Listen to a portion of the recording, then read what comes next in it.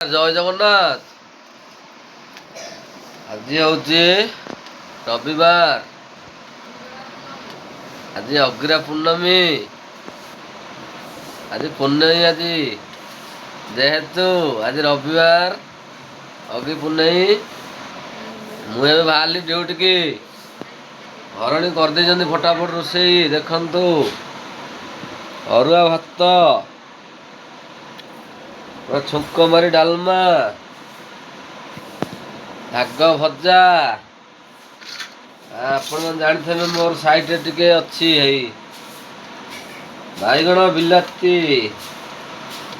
ଚକଡ଼ା ହବ।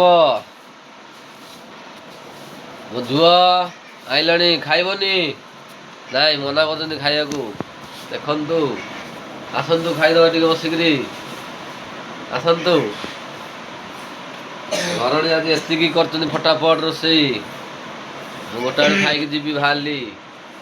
ଖାଇକିରି ବାହାରିବି ଆଉ, ବାହାରିଲିନି, ବାହାରିବି ଆଉ ଖାଇକିରି ଆଉ। ଆଉ ଆଜି ତ ସମସ୍ତଙ୍କ ଘରେ ହେଇଥିବ ଅରୁଆ ଡାଲମା ଆଉ। ଭାଇ କହିବେ ଅରୁଆ ଡାଲମାର ମହତ୍ଵ କ'ଣ? ଅରୁଆ ଡାଲମା ଯେଉଁମାନେ ଖାଇଛନ୍ତି ସେମାନେ ଜାଣିଛନ୍ତି। ଭାଇ ବଢ଼ିଆ ଖାଦ୍ୟ ଏଇଟା। ଏମିତି ଟିକେ ଡାଲମା ଟିକେ ଗୋଳେଇ ଦେବେ, ସବୁ ପ୍ରକାର ପନିପରିବା ପଡ଼ିକି ହେଇଥିବ ଡାଲମା ଟିକେ, ଏଠି ଗୋଳେଇ ଦେବେ। ତାପରେ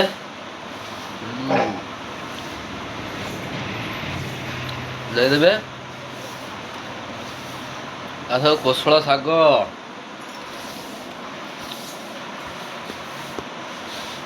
ସାଙ୍ଗମାନେ ଆଜି ବଢ଼ିଆ ହେଇଛି ଖାଇବାଟା, ଜମିଯିବ।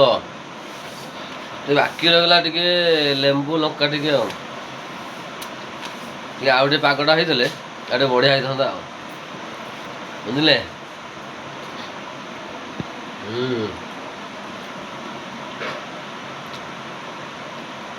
ଆଉ କ'ଣ କରିବା? ରହୁ ସାଙ୍ଗମାନେ। ଜୟ ଜଗନ୍ନାଥ। ତମ ଭାଇ ରେଡ଼ି? ଏ ଘରଣୀ ଆଇଲେଣି ଆଉ। ଦେଖନ୍ତୁ ଆଉ, କୋଉ ଲେମ୍ବୁ ଲଙ୍କା ଲୁଣ ଆସିଗଲା। ସାଇଡ଼ରେ ଟିକେ ଦଳା ହବ। ବାବାରେ, ଲୁଣ ଟିକେ,